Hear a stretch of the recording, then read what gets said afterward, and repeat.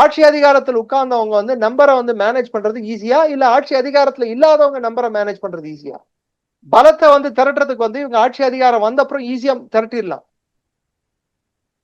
ஆசை காட்டலாம், பதவி ஆசை வரலாம், பண ஆசை, மத்த எதுவானாலும் மத்த இன்னொரு கட்சிகளுக்கு அவர்கள் கொடுக்கலாம். அததான் குதிரை பேரம் சொல்றோம்.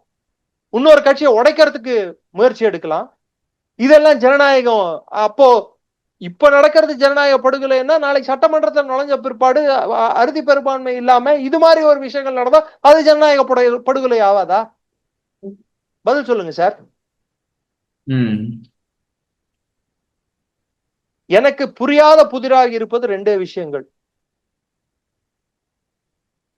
இவர் வந்து காட்டின அன்டியூ ஹேஸ்ட் அப்படின்வாங்க.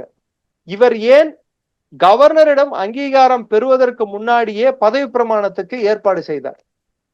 ராகுல் காந்தி வந்து அவரை இன்வைட் பண்ணிட்டாரு, ராகுல் காந்தி வருவாரு, ராகுல் காந்தி அவர் வந்து ஒப்புதல் கொடுத்துட்டாரு, அவர் வந்து சப்போர்ட் கொடுத்துட்டாரு அவங்க கட்சியினர்னு சொன்ன உடனே இவர் வந்து சிஎம் ஆயிடலான்ற அந்த ஒரு எண்ணம் என்பது அரசியல் சாசன சட்டத்துக்கு ஒவ்வுமா ஒவ்வாதா?